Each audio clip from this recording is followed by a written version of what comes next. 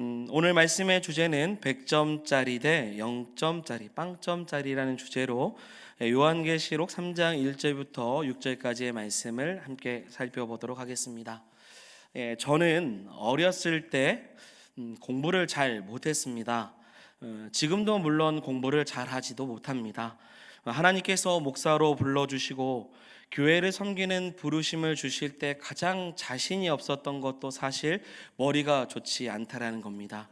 그래서 지금도 중간만 가자라는 마음으로 머리가 돌이 되지 않도록 계속 공부하려고 애를 씁니다. 스펙을 쌓기 위한 공부가 아니라 이 부르심에 합당한 삶을 살기 위해서 그냥 부단히 공부하면서 노력을 하고 있다는 것이죠. 목회자는 평생 공부를 하는 사람이라는 생각을 저는 절대 잊지 않고 삽니다. 여러분, 학창 시절에 여러분들은 100점을 맞아 보신 적이 있습니까? 있으시죠? 저는 없는데 여러분들도 대답을 안 하시니까요. 100점을 맞아 본 적 있으시죠? 자, 그러면요, 빵점을 맞아 본 적은 있으십니까? 빵점이요. 여러분들이 생각하기에 100점을 맞는 것이 어려울까요? 아니면 빵점을 맞는 것이 어려울까요? 물론 둘 다 어려운 사람이 있을 수도 있겠죠. 저는 사실 100점을 맞기보다 빵점을 맞는 것이 더 어렵지 않을까라는 생각이 듭니다. 눈을 감고 대충 찍어도, 펜 한번 굴려도 그 찍으면 그 문제 하나 맞추면 빵점 맞기가 오히려 더 어렵지 않나라는 생각을 갖게 돼요. 요한계시록에 등장하는 소아시아 7교회는요, 주님께 항상 평가를 받았습니다. 어떤 교회는 칭찬만 받는 교회로 후한 점수를 받기도 하고요, 어떤 교회는 칭찬 반, 책만 반, 그래서 50점 정도의 점수를 받는 교회도 있었습니다. 주님은 칭찬할 만한 교회를 항상 칭찬하시고 후한 점수를 주셨죠. 그러나 책망이 필요한 교회는 반드시 그에 따른 책망도 하셨다라는 겁니다. 자, 그렇다면 오늘 나의 교회를 사랑합니다라는 주제로 6번째 시간이고요, 오늘 5번째 교회를 살펴봅니다.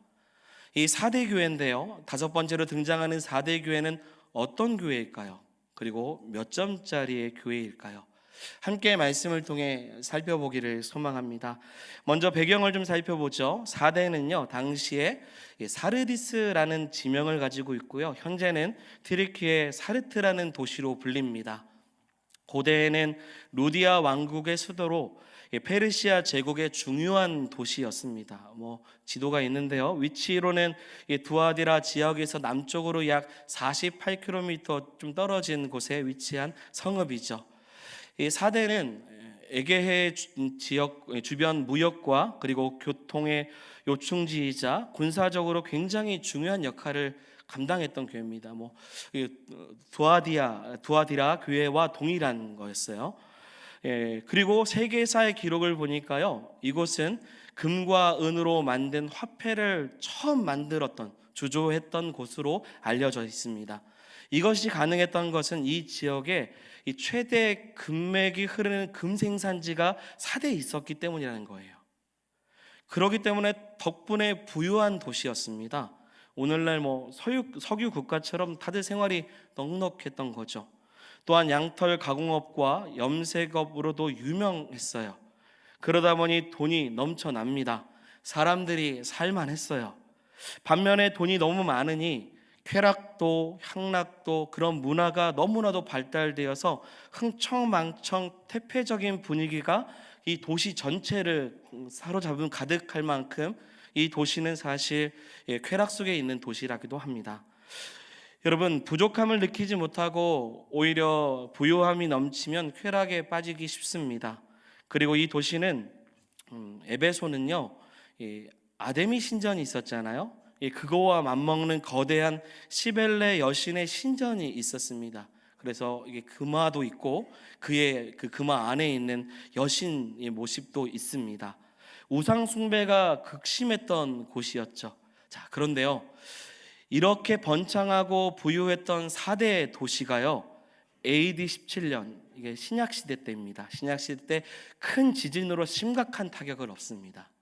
그리고 페르시아 제국, 버가모 왕국의 속국이 되어서 마지막으로는 로마 제국의 통치를 받습니다. 여러분, 그래서 사대는 이전에 부유했던 것, 그 모든 영광을 다 잃어버려요. 요한계시록이 기록될 무렵에 사대 사람들은 무력하고요, 과거의 영광만을 바라보며 자존심만 세우는 그런 도시였다라는 겁니다. 자, 그런 시대와 도시 속에 있는 여러분, 사대의 교회는 어떠할까요? 그리고 사대의 교회에 나타나신 예수님은 어떤 분이실까요? 우리 1절의 말씀 상반절만 같이 한번 읽어보도록 하겠습니다. 같이 읽겠습니다.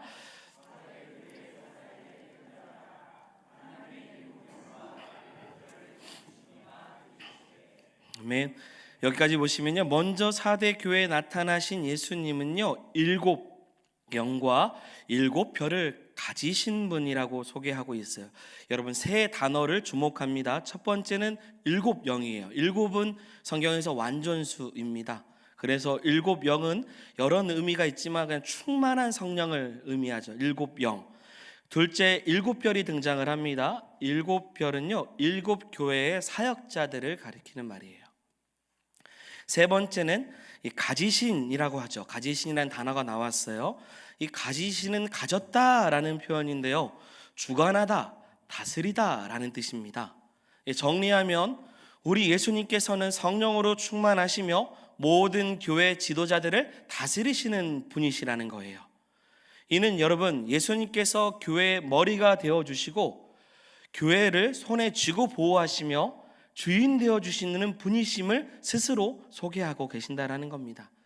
자, 사랑하는 여러분, 육신의 눈으로 보기에 교회는 목회자와 장로들이 교회를 다스리는 것 같지만 실상은 주님은 그들을 통해서 다스리시기에 실제적으로 교회의 주인은 주님이십니다. 주님이 다스리셔요. 여러분, 건강한 교회가 어떤 교회입니까? 주님이 다스리시는 교회입니다. 주님께서 다스리신다는 사실을 인정하는 교회가 건강한 교회예요. 여러분, 그런 교회는 늘 평안합니다. 그런 교회는 선한 믿음의 결실이 눈에 보여요. 늘 행복할 수밖에 없습니다. 왜요? 주님께서 다스리시기 때문입니다. 여러분, 행복하십니까? 여러분들에게 묻고 싶습니다. 내 인생에 송지동 교회를 만났다라는 이 필연적인 사실이 여러분들에게 행복이십니까? 교회론적으로 행복은요, 건강한 교회를 만난 거예요. 그런 교회에서 신앙생활하는 것이 사실 행복입니다. 성삼위일체 하나님, 무한하시고 영원하시며 불변하신 하나님께서 다스리시는 교회 안에 사는 것이 행복입니다. 그래서 나도 구원받고요, 내 자녀도 구원의 반열에 함께 신앙생활을 할 수 있다면 그것이 참된 행복이죠. 여러분, 행복하시기를 바랍니다. 건강한 교회를 만나셔야 되고, 여기 계신데 또 만나라고 안 되고요, 만나시고 또 그 교회 가운데 믿음 생활을 하셔야 되는 겁니다. 그러기 위해서 교회를 다스리시는 주님을 신뢰해야 되죠. 지금 그 주님께서 4대 교회를 다스리시고 계신다라는 겁니다. 자, 이제 4대 교회에 나타나신 주님의 말씀을 한번 살펴보죠. 1절 중반절입니다. 같이 읽어보겠습니다. 내가 살았다 하는 이름은 가졌으나 죽은 자로다. 아멘. 주님은 내가 네 행위를 뭐라고요? 안다, 아노니 라고 말씀하셨어요. 이 말은 겉으로 드러나는 일뿐만 아니라 그 뒤에 숨겨진 동기까지도 다 안다는, 속과 겉을 다 알고 있다라는 겁니다. 주님은 현재까지 4대 교회를 보시면서 그들의 형편을 다 아셔요. 겉도 아시고 속도 아십니다. 여러분, 이전의 말씀을 한번 생각해 봅니다. 이전에 함께 살펴보았던, 소개되었던 교회가 있었죠. 에베소 교회, 서머나 교회, 버가모 교회, 두아디라 교회, 이 네 교회를 봤습니다. 오늘 5번째입니다. 요한계시록에 보면 이 네 교회를 설명할 때도요, 주님께서 다 아신다고 하셨어요. 다 안다, 알고, 아노니 이렇게 말씀하셨어요. 주님께서는 믿음을 지키고 교회를 지키고 신앙생활을 잘하고 있는 믿음으로 사는 성도들의 삶을 주님이 다 아신다고 했어요. 그리고 아신다라는 말을 하실 때마다 어떻게 하셨냐면 그 교회를 칭찬하셨습니다. 주님의 칭찬이 계속 이어져 나와요. 아노니 그러면서 칭찬을 하셨어요. 그러면 사실 4대 교회도요, 내가 내 행위를 안다라고 했을 때 어떻게 해야 돼요? 다른 교회와 같이 뭐가 와야 됩니까? 칭찬이 따라와야 돼요. 잘했다고 칭찬해야 됩니다. 그런데 4대 교회는 달랐습니다. 주님은 엄청나게 책망하는 말씀으로 이어서 말씀하세요. 여러분, 처음입니다. 칭찬 없이 처음부터 혼나고 꾸중 듣고 있는 교회는 처음이에요. 자, 다시 한번 1절 중반절, 왜 혼나고 있습니까? 우리 노란 글씨만 한번 읽어보겠습니다. 같이 읽겠습니다. 살았다는 이름은 가졌으나 죽은 자로다. 아멘. 네가 살았다 하는 이름은 가졌으나 뭐예요? 죽은 자로다. 여러분, 4대 교회는요, 사람들 입에 오르락 내리락 할 만큼 살아있다라고 불리는 유명한 교회였어요. 괜찮은 교회였습니다. 겉으로 보기에는 4대 도시처럼 금과 은이 가득하고 부유한 것처럼 괜찮은 교회로 보여요. 대외적으로 교회가 여러 활동을 통해서 건강하게 보였던 교회였어요. 적어도 사람들 눈에 보기에는 살아 움직이는 번창한 교회였던 겁니다. 여러분, 세상 사람들은요, 교회의 건물의 크기를 보고, 그리고 교회 역사가 오래된 것을 보면요, 제3자의 눈으로 보면서 그 교회는 크다, 좋다, 건강하다, 이렇게 괜찮다라고 평가를 할 수밖에 없습니다. 그런 평가를 듣다 보면요, 사람들에게 유명해질 수밖에 없어요. 자, 그런데 이것은요, 세상 사람들의 평가죠. 이런 평가에 현혹되어서는 안 됩니다. 교회의 평가의 기준은 여러분 거기에 있지 않아요. 거기에 현혹되시면 안 됩니다. 교회가 영적 내실이 없으면요, 사회적으로만 인정받기 위해서 경건의 어떤 모양은 있어 보이지만 경건의 능력이 없으면 하나님께서 교회를 세우신 목적을 잃어버리기 때문에 교회 평가는 완전 달라져요. 겉으로 보는 것과 속에서 보는 그 공동체의 모습은 다르다는 겁니다. 자, 여러분, 저를 보시고요, 목회자가 설교를 유창하게 해도, 제가 유창하게 한다는 게 아니라 유창하게 해도요, 설교하는 자가 영적으로 깨어있지 않으면요, 성령의 감동이 없는 설교를 전하기 때문에 화려함 속에서 메아리처럼 소리만 울릴 뿐이 됩니다. 마음을 울리지 못해요. 공허함만 남게 되죠. 목회자가 설교를 통해서 어떤 변화도 이끌지 못하면 사실 설교자로서의 자격을 확인해 봐야 됩니다. 자질을 확인해야 돼요.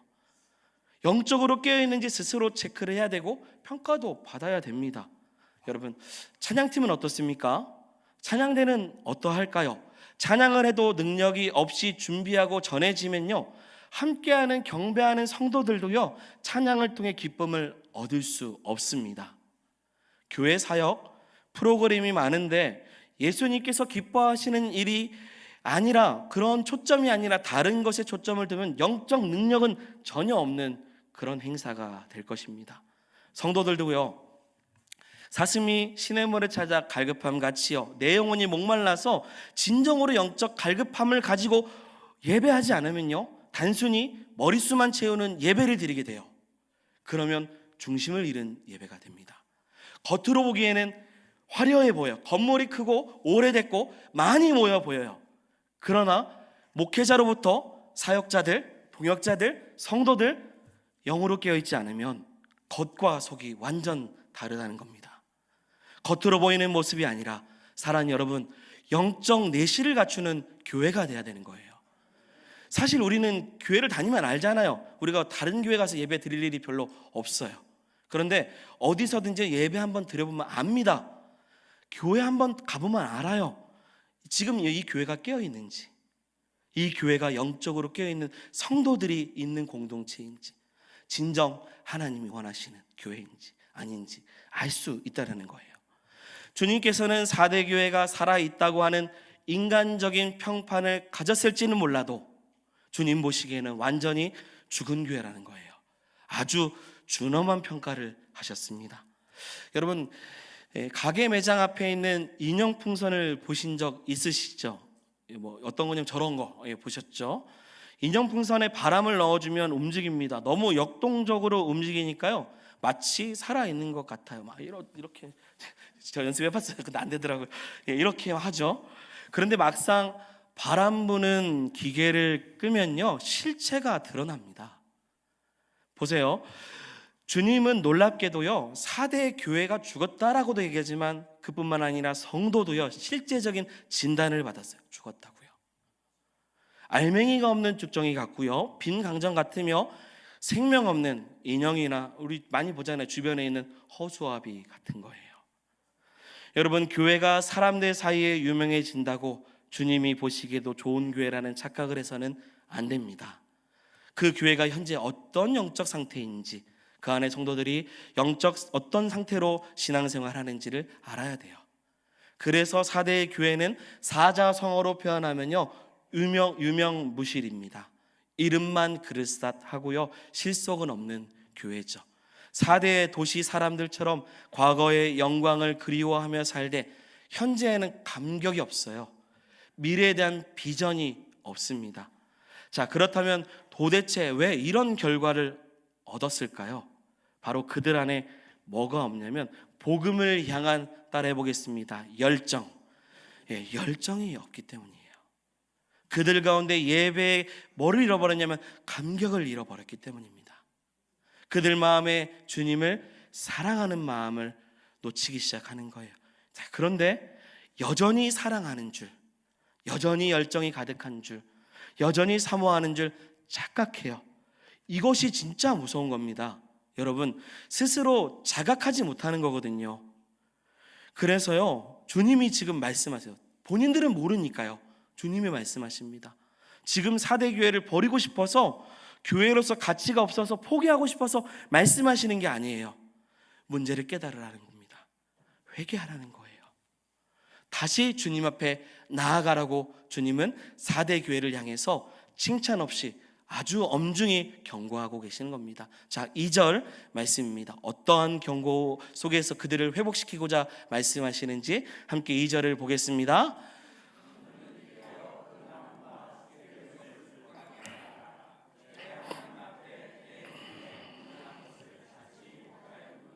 아멘.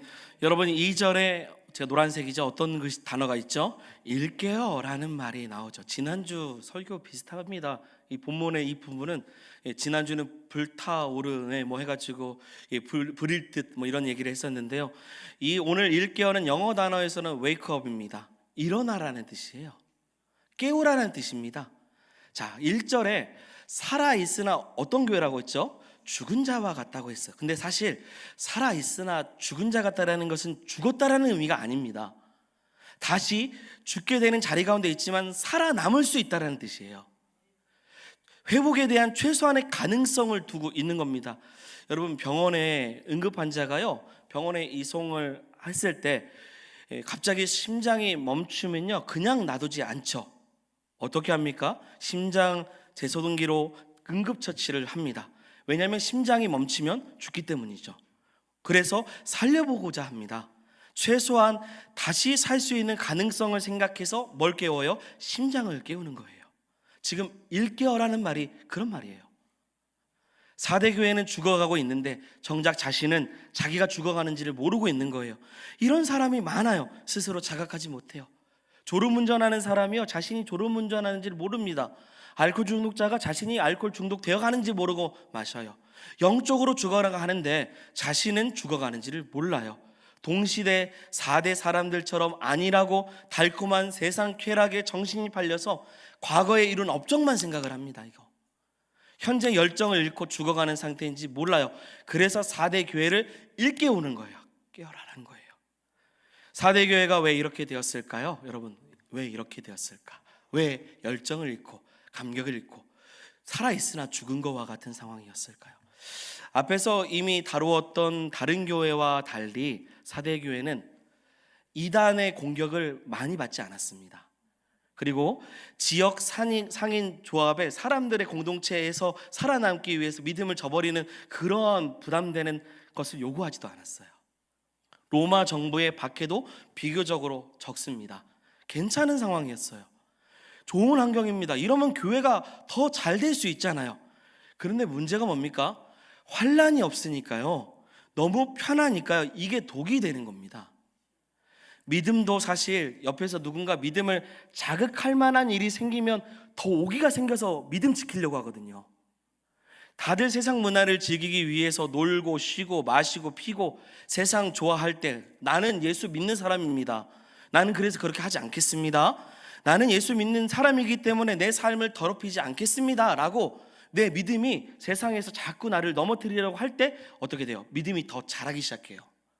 다니엘과 같이 뜻을 정하여 자신을 더럽히지 않으려고 할 때 사랑하는 여러분, 믿음이 자라는 줄 믿습니다.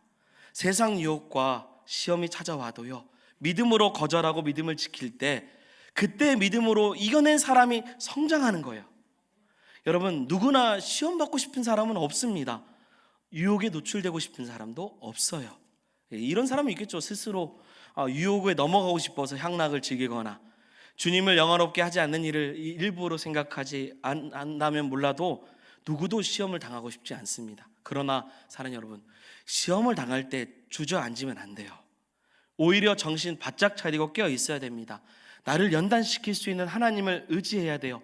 그래서 예수의 심장을 가지고 세상을 이길 수 있는 그 영성, 야성, 믿음을 가지고 살아가야 되는 겁니다. 정신을 바짝 차리는 거죠. 근데 사대교회는 그게 없었어요. 너무 편하니까요, 기도하는 시간이 점점 줄어요. 하는 일이 너무 잘 되니까요, 하나님 앞에 나오는 걸 못해요. 섬기지 못해요.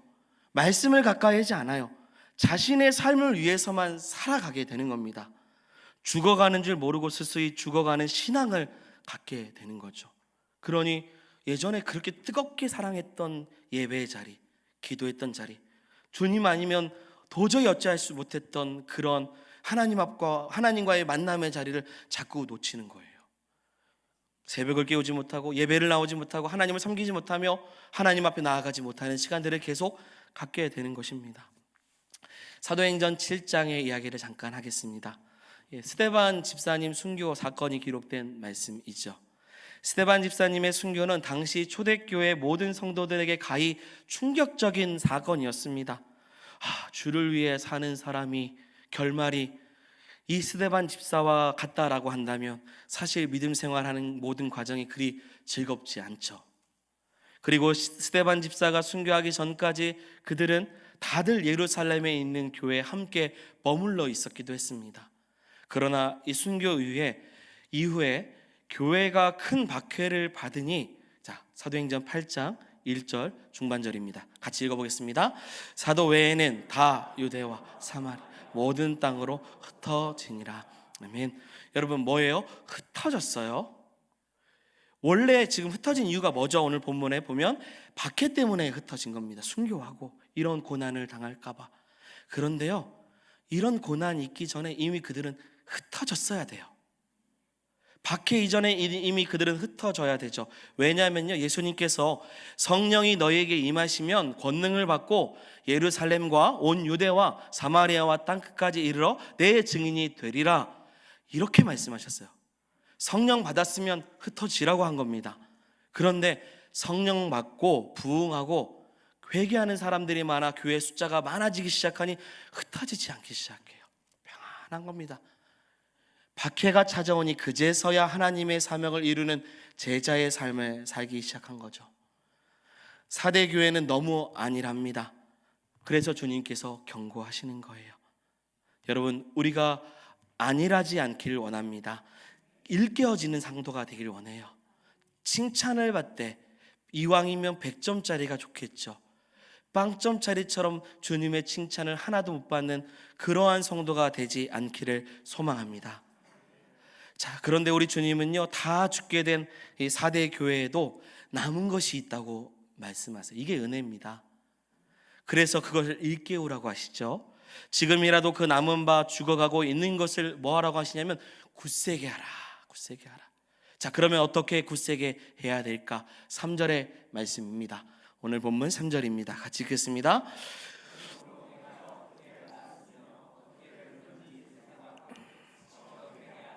만일 일깨지 아니하며 내가 도둑같이 이르리니 어느 때에 내가 이르는지 내가 알지 못하리라. 아멘. 말씀 보시면요, 네가 어떻게 받았으며 어떻게 들었는지 생각해라. 다시 일깨고 살아날 수 있도록 3절의 말씀이에요. 생각하라는 거예요. 생각은요, 기억하라는 뜻입니다. 이 뭘 기억해야 됩니까? 초심을 기억하라는 겁니다. 처음 받았던 그 은혜, 처음 사랑, 내가 복음을 그때 어떻게 들었는지, 내가 복음을 듣고 어떻게 반응했는지를 기억하라고 말씀하시는 거예요. 자신을 구원하신 하나님의 은혜를 되새기고 나 같은 죄인을 살리신 하나님의 은혜에 대한 가슴 깊은 감격을 생각하라고 말씀하고 계십니다. 여러분, 그때가 있으시죠?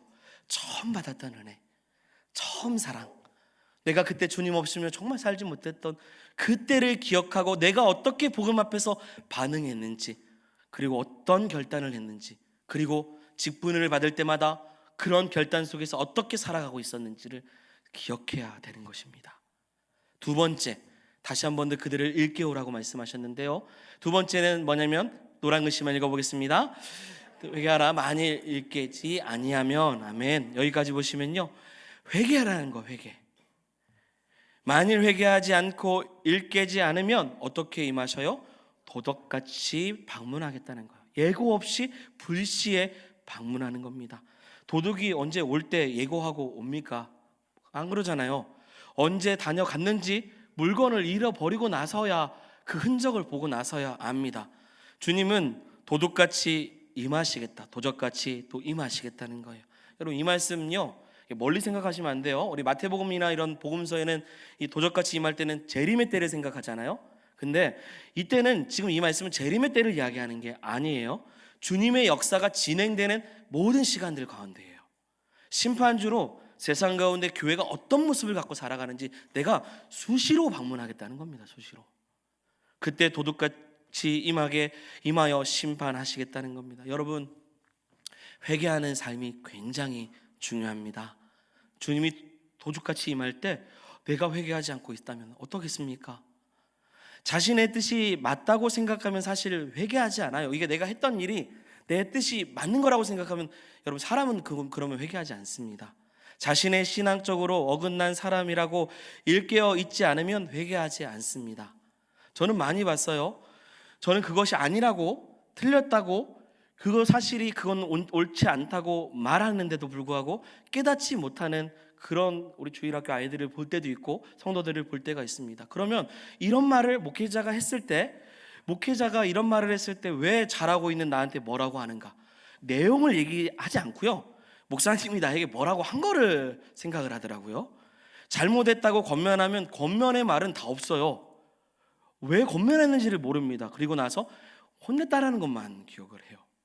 자, 예를 들어서 우리 교회에서 옛날에 여러 가지 교회에서 하지 못할 일을 주일학교 학생들이 한 적이 있어요. 저 주일학교. 그러면 제가 뭐라고 했어요? 자, 이게 목사로서 해야 됩니까? 말아야 됩니까? 해야 되겠죠. 왜? 제가 담당하는 아이들이고 영혼을 케어해야 하기 때문에요. 그런데 이게 나중에 상처라고 말하면 어떻게 돼요? 제가 부드럽게 말을 못한 거는 제 실수 있을 수 있습니다. 하지만 사실 권면의 말보다는 자신이 혼을 났다라는 것만 생각을 하면 문제가 있는 거죠. 마찬가지예요. 회개라는 거는요, 자신 스스로가 그 잘못을 인정을 하고 깨닫는 거예요. 지금 회개하라는 거예요. 지금 니네가 왜 모르지? 지금 죽어가고 있는데 왜 모를까? 이렇게 지금 주님은 회개하라고 말씀하십니다. 사랑하는 여러분, 깨어있는 성도가 되기를 소망합니다. 자, 마지막이에요. 4대 교회는 전체가 다 문제가 있었던 건 아니에요. 그래서 잘못하는 사람들에게는 지금 말씀하신 거 회개해라 라고 말씀하셨고요, 초심을 다시 찾으라 말씀하셨어요. 4대 교회 내에도 그런 가운데 대세를 따라가지 않고 세속에 물들지 않으며 깨어서 경성하는 소수의 크리스천들이 있었습니다. 대부분 신자들이 세상 쾌락에 깊이 빠져서 안일하게 세상 사는 것이 좋다고 해서 껍데기와 같은 위선적인 마음으로 종교 생활을 하고 있을 때 여전히 영적으로 깨어있는 신실한 성도가 있었다는 겁니다. 자, 4절, 오늘 본문 4절입니다. 읽겠습니다. 그러나 4대에 그 옷을 더럽히지 아니한 자 몇 명이 내게 있어 흰 옷을 입고 나와 함께 다니 그들 합당한 자인 연고라. 아멘. 주님은 4대에 그 옷을 더럽히지 아니한 자 몇 명이 있대. 몇 명. 아주 소수입니다. 더럽히지 않은 옷은요, 그리스도의 의에 근거한 믿음으로 얻게 된 층의 옷입니다. 그들은 하나님의 은혜로 구원받았다라는 사실을 굳게 붙잡았어요. 세상 사람들이 세상의 것을 다 즐기고 풍조를 따르며 살자고 했을 때, 그렇게 함께 살자, 먹자, 즐기자고 했을 때 그들은 다수를 따라가지 않고 고통이 있을지라도 신앙의 절개를 지키며 손해를 볼지라도 고독한 그 삶을 마다하지 않고 나갔던 사람들이에요. 시대마다 대부분 이런 경우에요, 신앙의 순수함을 지키는 사람의 수는 항상 소수였습니다. 그런 사람들이 왕따를 당해요. 왜냐하면 좁은 길을 걸어가기 때문입니다. 험난한 길을 걸어가요. 하지만 주님은 그와 같은 소수의 4대 교회 성도들을 향해서 무엇이라고 말씀하셨냐면요, 띄워주세요. 그 다음 거요. 같이 읽어보겠습니다. 그들은 합당한 자인 연고로. 아멘. 이게 뭐냐면 대접받을 만한 자격이 있다라는 거예요. 칭찬을 받고 높임 받을 만한 사람이라고 주님은 합당하다, 이런 사람들이 겉깨끗한 옷을 입고 나와 함께 할 수 있다는 거예요. 그리고 주님은요, 그들을요 천국에서 공개적으로 그 이름을 인정해 주십니다. 자, 오늘 본문 이제 5절 마지막인데 같이 읽어보겠습니다.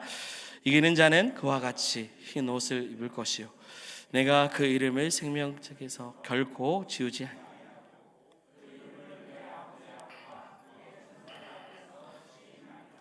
아멘. 호랑이는 죽으면 가죽을 남기고요, 사람이 죽으면 뭘 남겨요? 이름을 남긴다고 하죠. 그러나 이 땅의 사람들에게 인정받는 평가적인 이름은 결국 시간이 지나면 흔적 없이 사라집니다.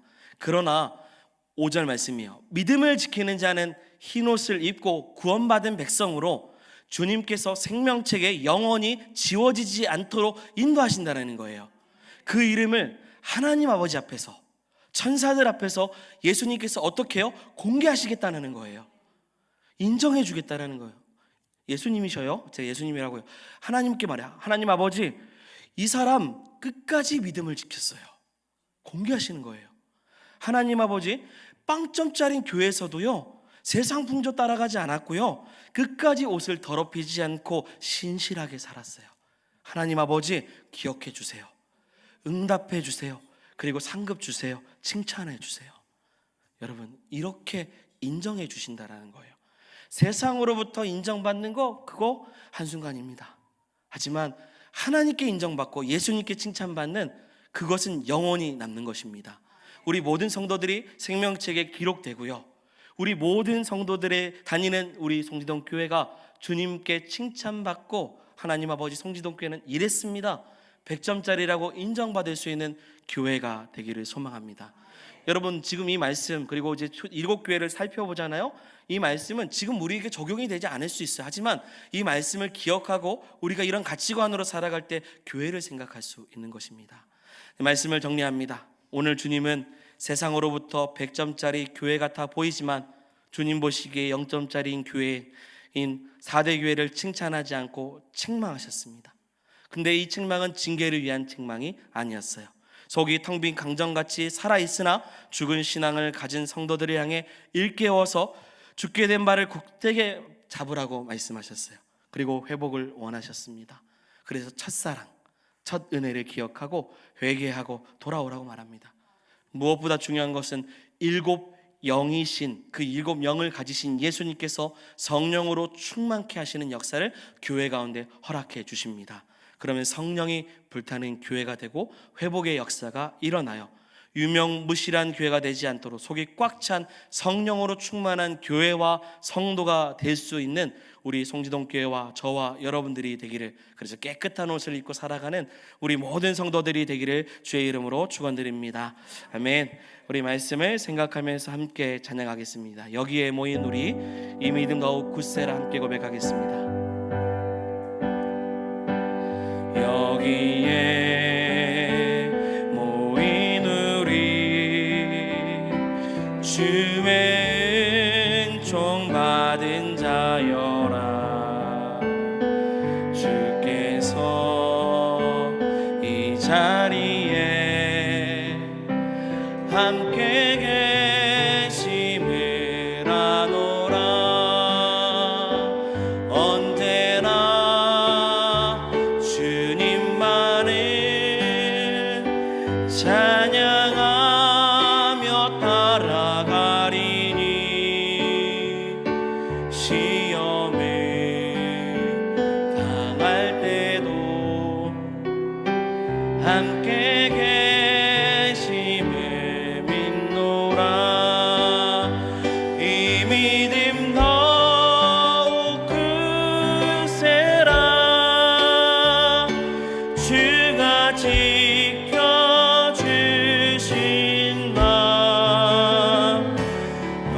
어두운 밤에도 주의 밝은 빛 인도하여 주신다. 주님이 뜻하신 일, 주님이 뜻하신 일 헤아리기 어렵더라도 언제나 주 뜻 안에 내가 있음을 아노라. 내가 있음을 아노라. 사랑의 말씀들이 나를 더욱 새롭게 하니 때로는 넘어져도 최후 승리를 우리 다 같이 고백합니다. 이 믿음 더욱 크세라. 주가 지켜주신다.